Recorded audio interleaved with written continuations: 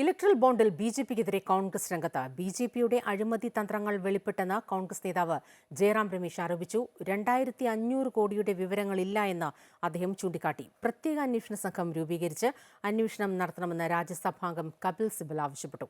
കള്ളപ്പണം വെളുപ്പിക്കൽ ബോണ്ടിങ്ങിലൂടെ നടന്നുവെന്ന ആരോപണമാണ് കോൺഗ്രസിന്റേത്. സർക്കാർ പദ്ധതികൾക്ക് അനുമതി നൽകിയപ്പോൾ കോടികൾ കമ്പനികൾ ബോണ്ടിലൂടെ നൽകിയെന്ന് കോൺഗ്രസ് ചൂണ്ടിക്കാട്ടുന്നു. ബോണ്ടുകളുടെ ID വിവരങ്ങളും പുറത്തുവിടണമെന്നും ജയറാം രമേശ് ആവശ്യപ്പെട്ടു. അതേസമയം പ്രത്യേക അന്വേഷണ സംഘം രൂപീകരിച്ച് അന്വേഷണം നടത്തണമെന്ന് കപിൽ സിബൽ ആവശ്യപ്പെട്ടു. PM കെയറിലേക്ക് സംഭാവന നൽകിയത് ആരാണെന്ന് കണ്ടെത്തണമെന്നും അദ്ദേഹം ആവശ്യപ്പെട്ടു. ഏത് പാർട്ടിക്ക് എത്ര ഫണ്ട് ലഭിച്ചു എന്നത് അന്വേഷണ വിഷയമാണ് എന്നും അദ്ദേഹം കൂട്ടിച്ചേർത്തു. ഇലക്ട്രൽ ബോണ്ട് വാങ്ങിയ കമ്പനികളുടെയും അത് ലഭിച്ച പാർട്ടികളുടെയും കണക്ക് പുറത്തു വന്നതോടെ രാഷ്ട്രീയ ആരോപണങ്ങൾ ശക്തമായി കഴിഞ്ഞു. 12,000 കോടി മൂല്യമുള്ള ഇലക്ട്രൽ ബോണ്ട് SBI വിറ്റപ്പോൾ ഏറ്റവും കൂടുതൽ പണം സംഭാവന ലഭിച്ച BJP മാറിയെടുത്തത് 6,060 കോടി രൂപയുടെ ബോണ്ടുകളാണ്. തൊട്ടു പിന്നിലുള്ള തൃണമൂൽ കോൺഗ്രസിന് ലഭിച്ചത് 1,609 കോടി രൂപ മാത്രം.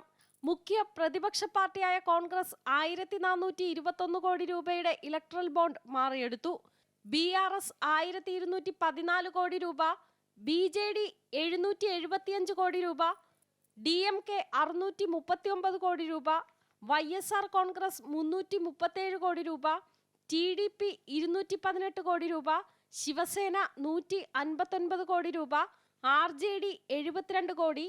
ലോട്ടറി രാജാവ് സാന്റിയാഗോ മാർട്ടിന്റെ future gaming and hotel services ആണ് ഏറ്റവും അധികം സംഭാവന നൽകിയത്, 1,368 കോടി രൂപ. മേഘ എഞ്ചിനീയറിംഗ് ആൻഡ് ഇൻഫ്രാസ്ട്രക്ചർ 966 കോടി രൂപയും ക്വിക്ക് സപ്ലൈ ചെയിൻ 410 കോടി രൂപയും സംഭാവന നൽകിയെന്ന് കണക്കുകളിൽ വ്യക്തമാണ്. അമൃത ന്യൂസ്, ന്യൂഡൽഹി.